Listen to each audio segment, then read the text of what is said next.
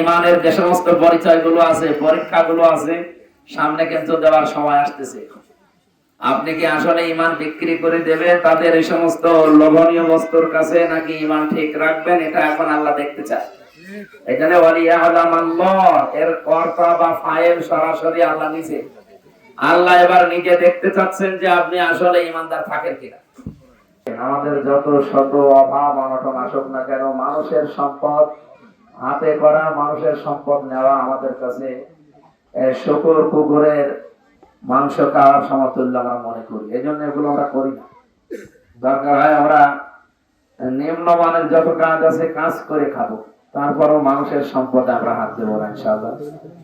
আর এগুলো যেন কেউ হাত দিতে না পারে, সেই জন্য ক্ষমতা এবং আইন দরকার।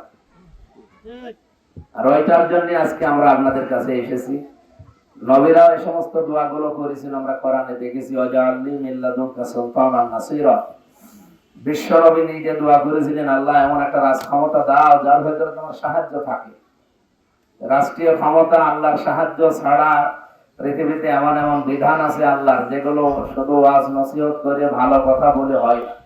কারণ মানুষকে আল্লাহ বানিয়েছে, কোন রোগের কি ঔষধ দেওয়া লাগবে এটা আল্লাহ ভালো জানে।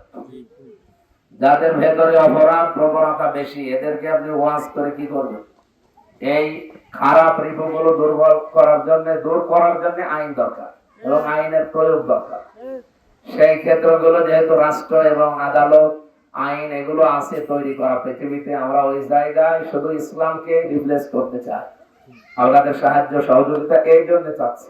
তাছাড়া আপনাদের কাছেও আমাদের আসার দরকার ছিল। যদি হাসিনার স্টাইল আমরা ভোট করতাম, আমার মনে হয় আমরা পারতাম। রাতের ভোট দিনের ভোট রাতে করে নিতাম, বা ওই স্টাইলে ভোট করে মরণ পর্যন্ত থেকে যেতাম। কিন্তু না, আমরা চাই এদেশের মানুষের মতামত নিয়ে। এর আগে যে মানুষগুলো আমাদের উপর অত্যাচার জুলুম নির্যাতন করেছিল, তারা এখন বিভিন্ন ভাবে টের পাচ্ছে যে অত্যাচার করলে কেমন লাগে। আজকে ওবায়দুল কাদের, ওনার একটা লাইভ দেখছিলাম, উনি এখন নিজেকে ধিক্কার দিচ্ছে। নিজেকে ধিক্কার দিচ্ছেন, আপনি তো এরকম কাজ এই 15.5 বছর করেছেন। আল্লাহ তাআলা কোরআনে কারিমে এই যে সূরা আল ইমরানের 140 নম্বর আয়াতে জানালেন, এই আমসাসকুম করহুম ফাকাদ মাসাল কওমা করহুম মিসলুহু। হে নবী, ওরা আপনারা যেরকম জুলুম অত্যাচার নির্যাতনের শিকার হচ্ছে, আজ ওরা যে সমস্ত বিষয়গুলো পাচ্ছে, এগুলো তো আপনি পার করে এসেছেন। আজ উহুদের ময়দানে যে মার খাওয়ার পরে, এই যে শহীদ হওয়ার পরে আপনার উপলব্ধি হচ্ছে যে খারাপ লাগছে না, এরকম তো ওরা এর আগে বদরের ময়দানে হয়েছিল।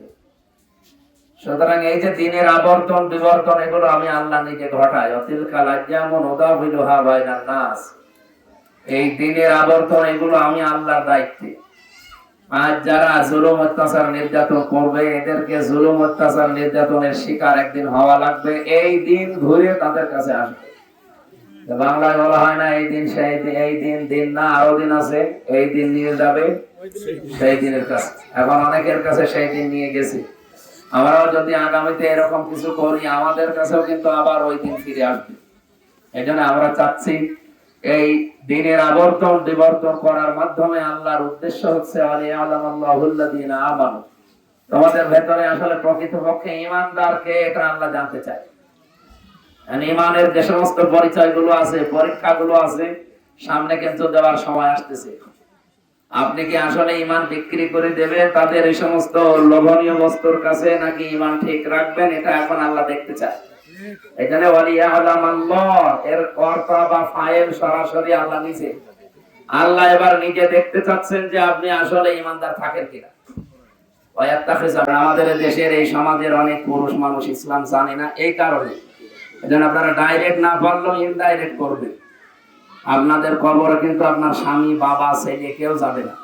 হ্যাঁ, তাদের আন্ডারে যতদিন আছে তাদের আদেশ অবশ্যই মানা লাগবে, কিন্তু বৈধটা।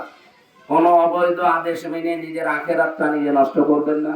আমরা পুরুষ মানুষ তো তাই, কারো কথা শুনি, কারো নেতা নেত্রী কারো কথা শুনি আমার আখেরাত যেন আমার নষ্ট হয়ে না যায়, সে যাই হোক।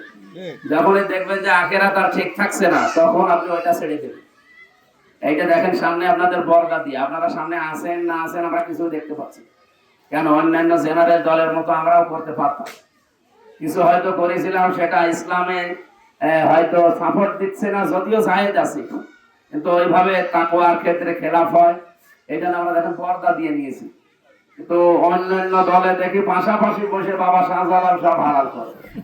এটা আমাদের ইসলামে যেহেতু নেই, আমরা আপনাদের পর্দার আড়াল থেকেই সাহায্য সহযোগিতা এবং সমর্থন চাই। যে যেখানে আছে দ্বীনের দিকে তাকিয়ে আপনি সাহায্য করবেন। আপনাদের সাথে আবার দেখা হবে ইনশাআল্লাহ, যেহেতু আজকে প্রায় মাগরিব পর্যন্ত আপনাদের এলাকাতে বিভিন্ন জায়গায় থাকবো। দোয়া করবেন সবাই, এবং যারা কষ্ট স্বীকার করে আসলেন নিজেদের সব কিছু